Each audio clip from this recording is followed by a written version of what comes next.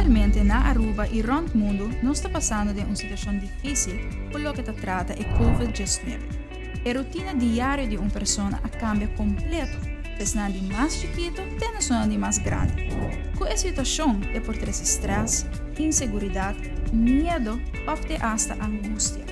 Stress e medo são dois fatores importantes para ser papel de uso de uma substância ilegal.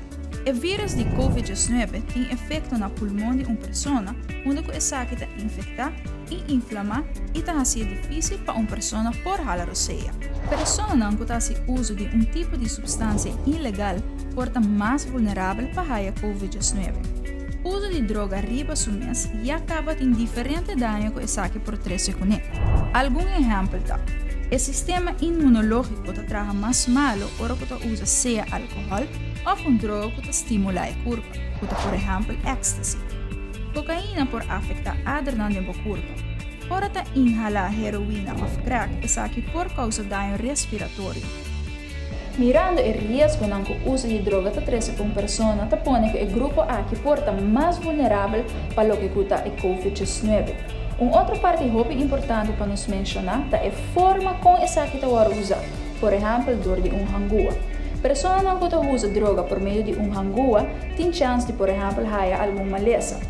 De a parte de COVID-19, nós temos que acordar que essa que queda tempo limitado riba lo que está superfície. Essa aí põe que se uma pessoa vai usar a hangua e passa essa com outra pessoa, tem chance que ela passe o vírus de COVID-19 na outra pessoa. O uso de substância ilegal porta risco para a saúde de uma pessoa. Um outro risco no término largo porta adicção. Uma vez que o corpo acostumbra que essa aqui é muito difícil para ir back e não ter adicção.